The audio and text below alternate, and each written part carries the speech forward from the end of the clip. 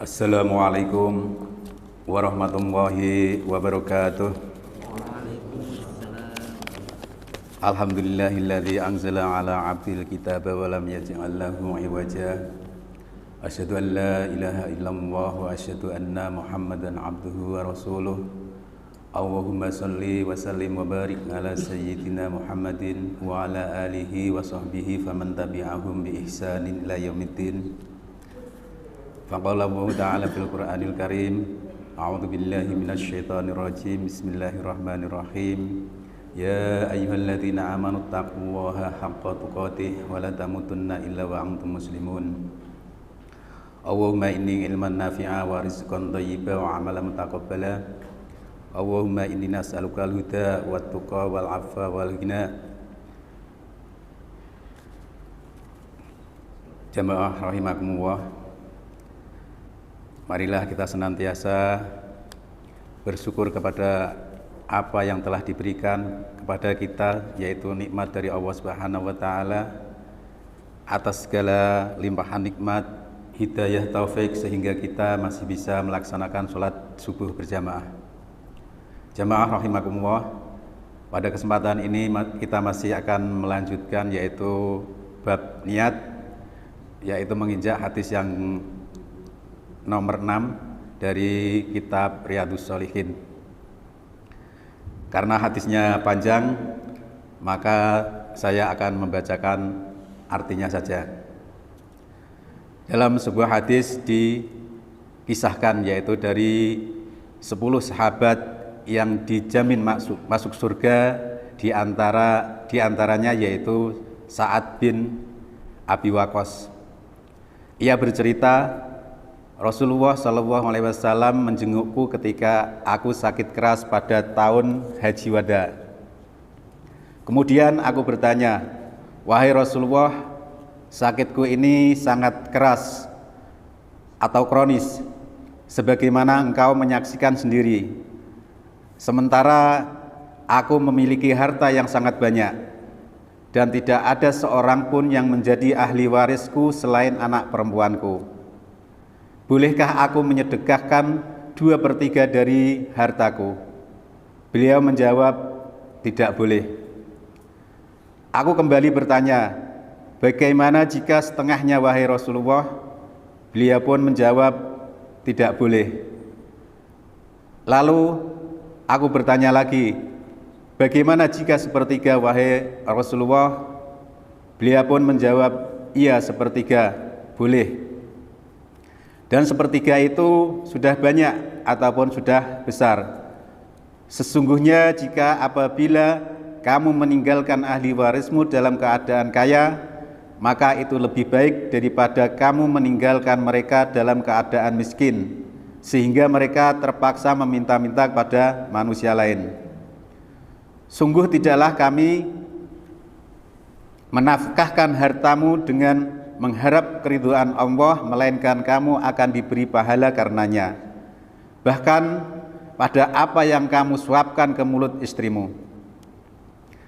Sa'ad pun melanjutkan pertanyaannya. Kemudian Sa'ad bertanya, wahai Rasulullah, apakah aku akan ditinggalkan di kota Mekah ini setelah kepergian sahabat-sahabatku darinya?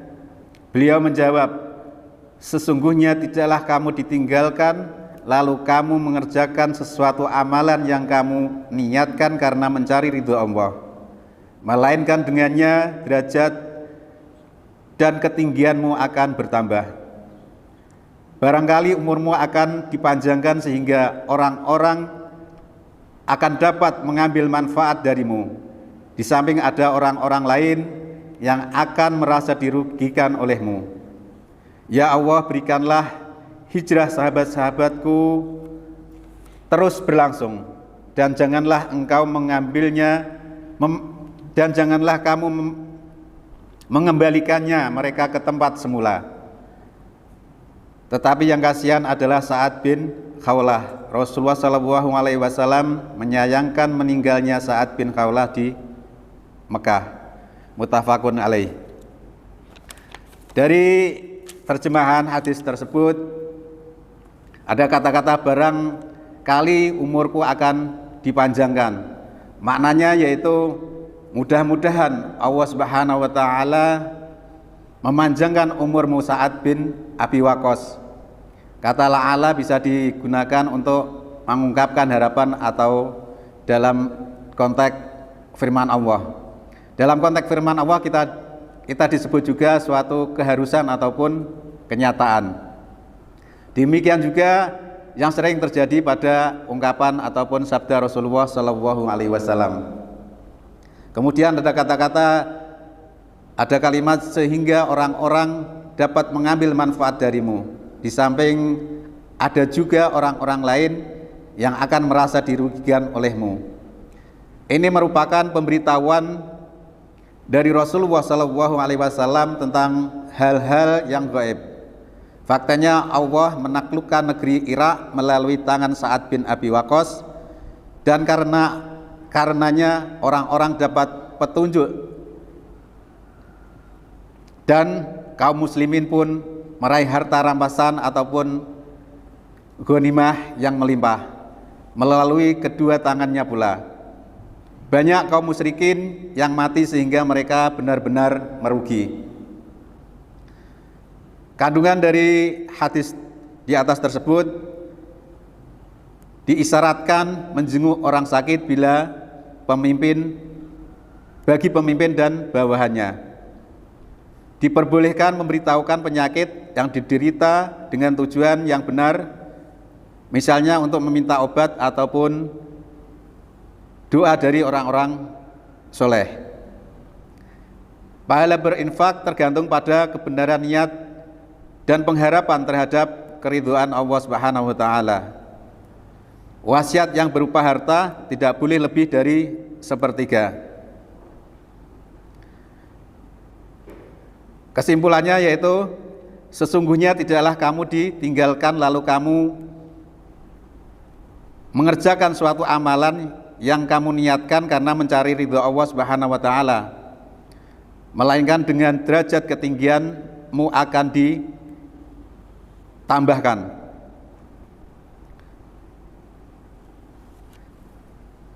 Pembatasan ataupun kemutlakan yang terdapat di dalam Al-Quran dengan keterangan dari As-Sunnah, sebab Allah yang Maha Suci berfirman di dalam surat An-Nisa ayat yang ke-12, A'udzubillahi minasyaitonirrajim, mim ba'di wasiyati yusina biha audain.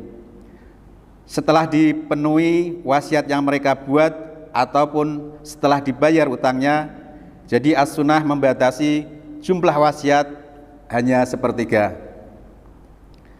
Mudah-mudahan ini semua kita dapat mengambil manfaat dari apa yang terkandung di dalam hadis yang kami sampaikan tersebut. Mudah-mudahan ada manfaatnya. Mohon maaf atas segala kekurangan di dalam penyampaian saya. Kita tutup dengan doa kafaratul majlis. Subhanakallahumma wa bihamdika asyhadu an la ilaha illa anta astaghfiruka wa atubu ilaik. Billahi taufiq wal hidayah. Wassalamualaikum warahmatullahi wabarakatuh.